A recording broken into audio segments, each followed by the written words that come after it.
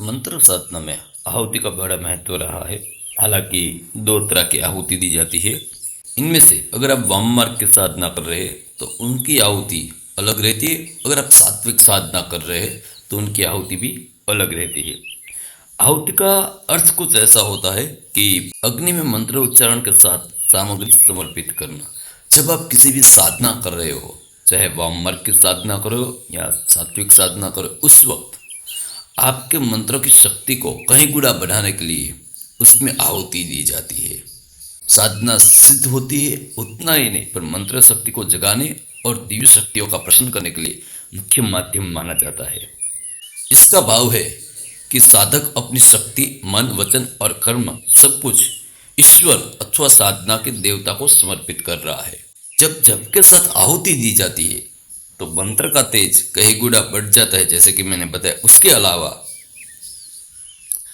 जिस देवता की आप साधना कर रहे हो, जिस शक्ति की साधना कर रहे हो, वो अग्नि के माध्यम से आपकी आहुति ग्रहण करते हैं। और जब आप आहुति देते हैं तब आपके भीतर जो नकारात्मक ऊर्जाएं है उसको नष्ट करके सकारात्मक ऊर्जा आपको प्रबल करते हैं। आपके अनुष्ठान के हिसाब से आहुति देनी चाहिए। जैसे कि अगर आप 1008 मंत्र का अनुष्ठान कर रहे हैं तो उसके 10वें भाग की यानी कि कम से कम 108 आपको आहुति देनी है।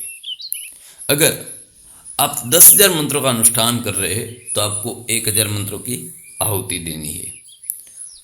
इस तरह से आप जितने भी मंत्र का अनुष्ठान कर रहे हैं उसके 10वें भाग की आपको आहुति देनी है।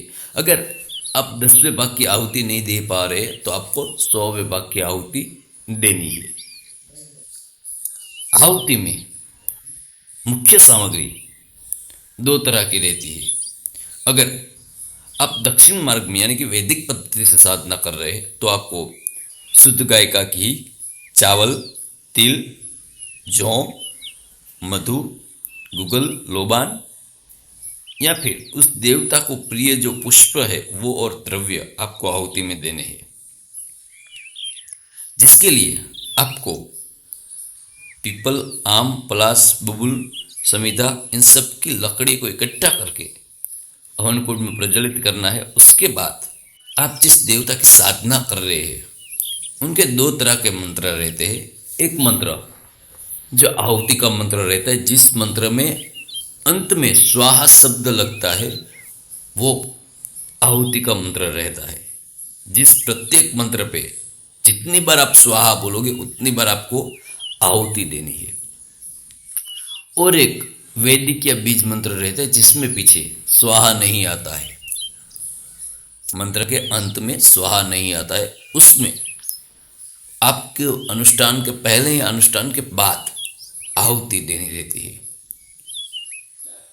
जैसे कि आपने कोई मंत्र पसंद किया है, महाकाली माँ का हो, भैरव का हो, उनके मंत्र में कई मंत्र ऐसे आते हैं जिसके मंत्र के अंत में नमः आता है, ओम भैरवाय नमः।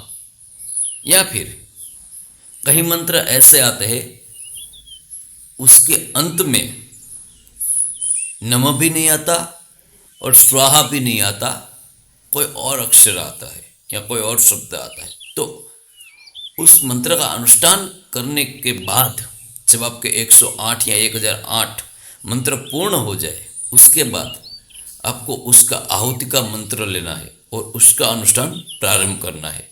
प्रत्येक मंत्र पे आपको आहुति देनी है, जिसकी वजह से आपके मंत्र की शक्ति कई गुना बढ़ जाती है और आपको तुरंत फल मिलता है। अगर आप वाम मार्ग की साधना कर रहे हैं तो फिर आपको तांत्रिक उग्र साधना की जो आहुति में जो सामग्री आती है उसकी आपको आहुति देनी है। वाम मार्ग में मुख्य सामग्री मांस, मदिरा, रक्त, मत्स्य आदि पंचाकार यानी कि मध्य मांस, मत्स्य, मुद्रा, मैथुन्य का समावेश होता है, जिसमें नींबू, मिर्च, लौंग, काले तिल की भी आहुति दी जाती है। अगर उग्र देवताओं के हेतु आप साधना कर रहे हो तो फिर लाल चंदन, लाल पुष्प, धतूरा, बेलपत्र इन सब की भी आहुति दी जाती है। कभी कभी वाम मार्ग में हड्डी या राख या तेल आदि की भी आहुति दी जाती है। ये साधना वाम मार्ग की आप स्मशान, पीपल, वट या विशेष स्थान पर कर सकते हैं, पर अपने घर पे आप ये साधना नहीं कर सकते। इसलिए वाम मार्ग की आहुति अपने घर पे कभी मत दीजिएगा। वाम मार्ग में केवल स्वाहा मंत्र के अंत में नहीं आता, बल्कि फट, ओम, फट, विष्ट आदि बीजाक्षरों का उल्लेख किया जाता है। यानी कि जिस मंत्र के अंत में फट, ओम, फट, विष्ट आदि बीजाक्षर मंत्र का उल्लेख किया जाता है, वो सब वाम मार्ग के मंत्र है, जिसमें आपको स्वाहा लगाने की जरूरत नहीं है। जब कहीं भी इस शब्द आपको मंत्र के अंत में दिख जाए तब आपको आहुति देनी है, अगर आप वाम मार्ग की साधना कर रहे हैं तो। सात्विक साधना में आपको शांति, आशीर्वाद और समृद्धि मिलती है, जबकि वाम मार्ग की साधना की आहुति से आपको तेज शक्ति, सिद्धि, वशीकरण या उग्र फल ये सब आपको मिलता है। तो ये थी आहुति। और एक बात याद रहे, आहुति आपको कब देनी है वो तो मैंने आपको बताया, पर आहुति देने के लिए आपकी साधना के हिसाब से आपको हवन कुंड बनाना है, जो मैंने पहले भी आपको बताया था। सभी साधना के लिए एक तरह का हवन कुंड नहीं होता है।